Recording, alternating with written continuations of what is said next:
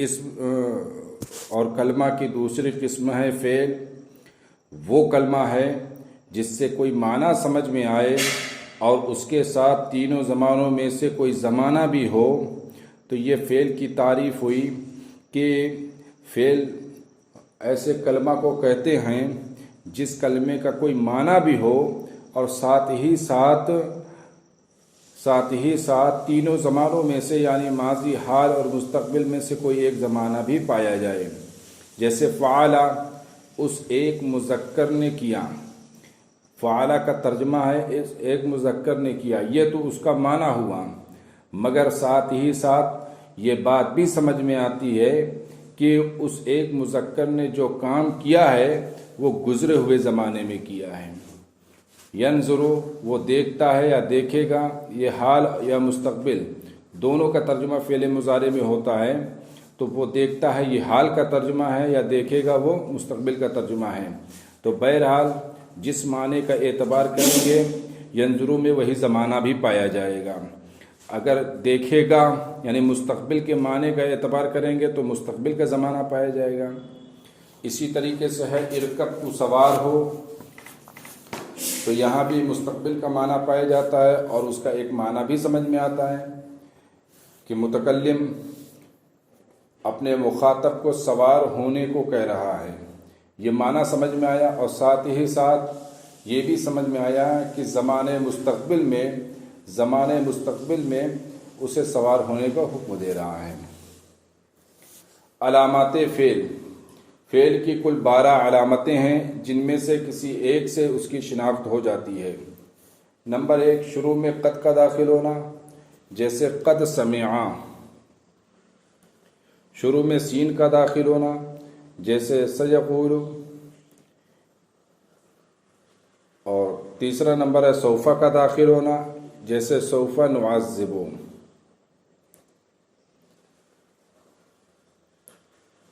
ایک چیز یہ ہے کہ یہ بار بار یہ کہا جا رہا ہے کہ شروع میں قد کا داخل ہونا، شروع میں سین کا داخل ہونا اور سوف کا داخل ہونا، تو یہ ساری چیزیں شروع ہی میں داخل ہوتی ہیں، انہیں اخیر میں یا بیچ میں داخل نہیں کر سکتے ہیں، ان کا محل ہی شروع میں داخل ہونا ہے۔ جیسے سوف نعذب، ان قریب جلد ہی ہم اسے عذاب دیں گے، ہم عذاب دیں گے۔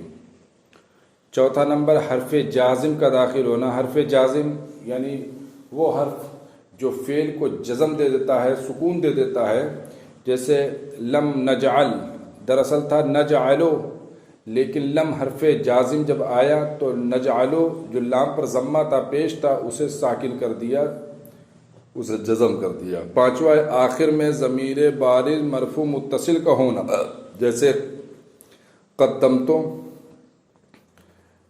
میں نے پیش قدمی کی، قتلتا، تو نے قتل کیا، ضربتے، تو نے مارا، تو ایک مؤنث نے مارا۔ چھٹویں علامت ہے تانیث کی تائے ساکنہ کا متصل ہونا، جیسے اشارت سئلت، اس نے اشارہ کیا، یعنی اس ایک مؤنث نے اشارہ کیا، سئلت، اسے ایک مؤنث سے پوچھا گیا، تو یہاں پر تانیث کی تائے ساکنہ متصل ہے آخر میں۔ امر ہونا، جیسے انصر، نہیں ہونا، جیسے لا تحزن، یا مخاطبہ کا آخر میں ہونا، جیسے ادخلی، فعل امر کا صیغہ واحد مذکر، صیغہ واحد مؤنث، حاضر کا صیغہ ادخلی، یا مخاطبہ کا آخر میں ہے۔ نون تاکید کا ہونا، اب نون تاکید 2 طرح کے، ثقیلہ اور خفیفہ، دونوں کی مثالیں بیان کر دی گئیں۔ اس سے یہ معلوم ہوا کہ نون تاکید میں دونوں مراد ہیں، نون تاکید ثقیلہ ہو یا نون تاکید خفیفہ، یہ دونوں جو ہے فعل کی علامتوں میں سے ہیں۔ 11ویں چیز ہے، 11ویں علامت ہے کسی مصدر سے مشتق ہونا اور زمانے پر دلالت کرنا، جیسے علمہ ینظرو، یہ علمہ علم سے مشتق ہے، اور ینظرو نظر، ینظرو نظراً، دیکھنا، یہ نظر سے مشتق ہے، تو یہ مصدر سے مشتق بھی ہیں اور زمانے پر دلالت کرتے ہیں۔ علمہ جو ہے گزشتہ زمانے پر دلالت کرتا ہے، اور ینظرو جو ہے حال یا مستقبل کے زمانے پر دلالت کرتا ہے۔ 12ویں علامت ہے ماضی اور مضارع کی گردان آنا، یعنی کوئی فعل ہے جس سے ماضی کی بھی گردان آتی ہے اور مضارع کی بھی گردان آتی ہے، تو یہ فعل کی علامتوں میں سے ہے. جیسے فعلا، اس کی ماضی کی گردانیں آتی ہیں، فعلا، فعلا، فعلو ہے. یفعلو، یہ اس مضارع کی بھی گردان آتی ہے، یفعلو، یفعلان، یفعلون. حرف، تیسری قسم ہے کلمہ کی حرف. وہ کلمہ ہے جس سے کوئی معنی سمجھ میں نہ آئے جب تک کہ اسے کسی دوسرے کلمہ سے نہ ملایا جائے اور اس کے ساتھ کوئی زمانہ بھی نہ ہو. اس میں دو باتیں ہیں. ایک یہ کہ اس سے کوئی معنی سمجھ میں نہ آئے، لیکن ہاں ایک صورت ہے کہ اس سے معنی سمجھ میں آ سکتا ہے، مگر کب؟ جب اسے کسی دوسرے یعنی حرف کو کسی دوسرے کلمے کے ساتھ ملا دیا جائے تب اس سے معنی سمجھ میں آ جائے گا، لیکن بذات خود اس حرف سے کوئی معنی سمجھ میں نہیں آئے گا. اور یہ طے ہے کہ اس کے ساتھ دوسرے کلمے کو ملا دیا جائے اور پھر اس حرف کا معنی سمجھ میں آ جائے، مگر بہرحال اس کے ساتھ زمانہ نہ ہو، کوئی زمانہ نہ پایا جائے، تبھی وہ حرف کہلائے گا. جیسے حل مانے کیا؟ من مانے سے، الا مانے تک. کچھ نہیں سمجھ میں آ رہا. لیکن اگر آپ نے کہا کہ من البصرہ الی الکوفہ، مشیت من البصرہ الی الکوفہ، تو اب آپ کو یہ معلوم ہوگا کہ چلنے کی ابتدا کہاں سے ہو رہی ہے؟ بصرہ سے ہو رہی ہے. لیکن جب تک آپ نے من کو بصرے کے ساتھ نہیں ملایا تھا یا بصرے کو من کے ساتھ نہیں ملایا تھا تب تک من کا معنی نہیں سمجھ میں آ رہا تھا. من کا جو معنی ابتدا ہے وہ معنی نہیں سمجھ میں آ رہا تھا. اسی طرح الا کا معنی تک ہے، الا کا معنی انتہا ہے، لیکن صرف الا اگر استعمال کریں گے یا بولیں گے تو جو اس کا معنی انتہا بتانا ہے وہ معنی سمجھ میں نہیں آئے گا. لیکن جب اس کے ساتھ کسی دوسرے کلمے کو ملا دیں گے، الی الکوفہ، الا مبارک پور، تب فوراً یہ سمجھ میں آ جائے گا کہ اس کے چلنے کی انتہا کہاں ہے؟ مبارک تک. اسی طرح سے حل ہے. حل کا معنی اردو میں کیا دیا ہے؟ ٹھیک ہے، لیکن اس سے مقصد ہے استفہام، پوچھنا. لیکن اگر آپ حل کرتے ہیں تو سامع الجھ جائے گا کہ یہ بار بار حل کر رہا ہے، کیا کر رہا ہے، اور کوئی مطلب کی بات نہیں بتا رہا ہے. لیکن اگر آپ کہتے ہیں حل زید قائم، کیا زید کھڑا ہے، تو اب سامع کو یہ معلوم ہو جائے گا کہ یہ زید کے کھڑے ہونے کے بارے میں پوچھ رہا ہے. تو دیکھیے یہاں پر حل کے ساتھ آپ نے دوسرے کلمے کو ملایا تو اس کا معنی جو کہ استفہام ہے وہ سمجھ میں آ گیا. علامت حرف کی ایک ہی علامت ہے اور وہ بھی عدمی کا مطلب یعنی اسم اور فعل کی کسی علامت کا اس میں نہ ہونا. کلام عرب میں حرف کا ایک اہم فائدہ ربط اور تعلق پیدا کرنا ہے. ربط اور تعلق، یہ حرف کی وضع کی ہوئی ہے، یہ اس لیے ہوئی ہے کہ کلام عرب میں اس کی بڑی ضرورت پڑتی ہے کہ دو کلموں کو آپس میں مربوط کر دیتا ہے، جوڑ دیتا ہے. اب وہ دو کلمے چاہے دونوں اسم ہوں یا دونوں فعل ہوں یا ایک اسم ہو اور ایک فعل ہو یا دو جملے ہوں، بہرحال دونوں کے درمیان وہ تعلق اور ربط کو پیدا کرتا ہے، یعنی کنیکٹنگ پیدا کرتا ہے. جیسے آپ دیکھیں دو اسموں کے درمیان کہ الامام فی المسجد، امام مسجد میں ہے، فی کو آپ ہٹا دیں تو آپ کے سامنے صرف دو لفظ بچا ہے، الامام اور المسجد. امام مسجد. آپ ترجمہ یہ بھی نہیں کر سکتے کہ امام مسجد ہے، الامام و المسجد ہو، امام مسجد ہے، یہ ترجمہ نہیں کر سکتے. امام مسجد کیسے ہو سکتا ہے؟ تو ان دونوں لفظوں کے درمیان کوئی تعلق، کوئی ربط، کوئی کنیکٹنگ نہیں رہ جاتی.